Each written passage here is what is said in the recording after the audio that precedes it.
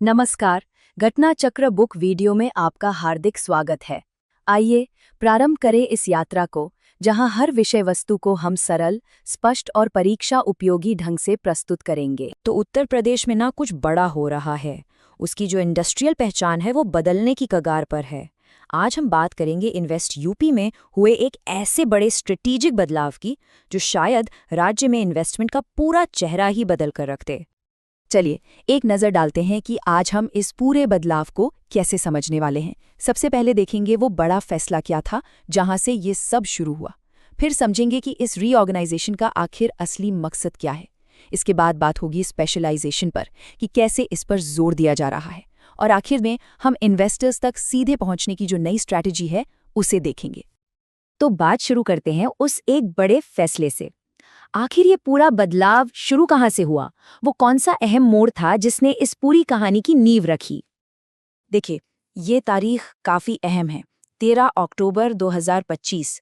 इसी दिन उत्तर प्रदेश के मुख्यमंत्री ने इन्वेस्ट यूपी के पुनर्गठन के प्रस्ताव को हरी झंडी दी।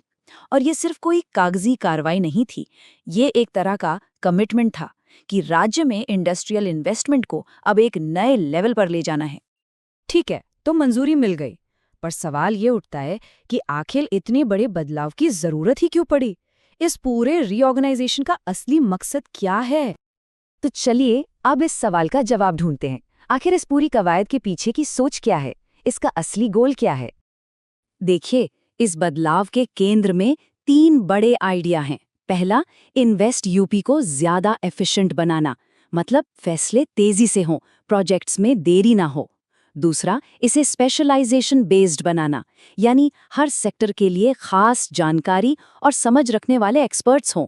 और तीसरा, जो शायद सबसे जरूरी है, इसे पूरी तरह से इन्वेस्टर सेंट्रिक बनाना, मतलब हर पॉलिसी, हर कदम इन्वेस्टर की सहूलियत को ध्यान में रखकर उठाया जाए।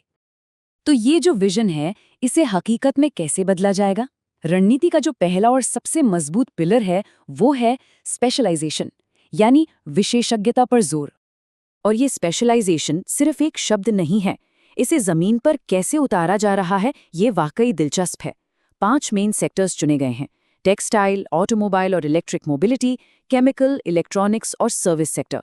इन सभी के लिए डेडिकेटेड सेल बनाए जा रहे हैं। इसका सीधा मतलब है अब हर सेक्टर के लिए ऐसे एक्सपर्ट्स होंगे जो न सिर्फ इन्वेस्टमेंट लाएंगे बल्कि उसे कामयाब बनाने में भी मदद करेंगे। तो एक तरफ तो अंदरूनी और पर एक्सपर्ट्स की टीम तैयार हो रही है, लेकिन बेहतरीन एक्सपर्ट्स भी तब तक क्या करेंगे जब तक वो सही इन्वेस्टर्स तक पहुंच ही ना पाए। और बस यहीं पर इस स्ट्रैटेजी का दूसरा अहम हिस्सा सामने आता है, इन्वेस्टर्स तक सीधी पहुंच। तो ये सीधी पहुंच बनाने का प्लान क्या है? इसके 2 मेन स्टेप्स हैं। पहला, देश के जो बड़े इकोनॉमिक हब्स हैं वहां सैटेलाइट ऑफिस खोलना, और दूसरा, इन ऑफिसों के जरिए इन्वेस्टर्स से सीधा बात करना, उन्हें उत्तर प्रदेश में निवेश के लिए प्रोत्साहित करना। तो ये सैटेलाइट ऑफिस खुलेंगे कहाँ? ये देश के 5 सबसे बड़े आर्थिक पावर हाउस मुंबई, बेंगलुरु, हैदराबाद, चेन्नई और नई दिल्ली में बनाए जाएंगे। मतलब अब उत्तर प्रदेश इन्वेस्टर्स का इंतजार नहीं करेगा बल्कि खुद उनके दरवाजे तक पहुंचेगा। और इन ऑफिसों का मकसद बिल्कुल साफ है, घरेलू और ग्लोबल इन्वेस्टर्स के साथ डायरेक्ट डायलॉग बनाना और उन्हें उत्तर प्रदेश में निवेश के लिए बढ़ावा देना। तो ये सिर्फ ऑफिस नहीं होंगे बल्कि यूपी की इंडस्ट्रियल एम्बिशंस के एम्बेसडर होंगे। तो एक तरफ गहरी नॉलेज वाले एक्सपर्ट्स और दूसरी तरफ इन्वेस्टर्स के दरवाजे तक सीधी पहुंच। ये जो 2 pronged स्ट्रैटेजी है ये अब तैयार है। पर सबसे बड़ा सवाल अभी यही है, क्या ये नई और आक्रामक रणनीति वाकई उत्तर प्रदेश की औद्योगिक तस्वीर को बदल पाएगी? खैर, इसका जवाब तो आने वाला वक्त ही देगा।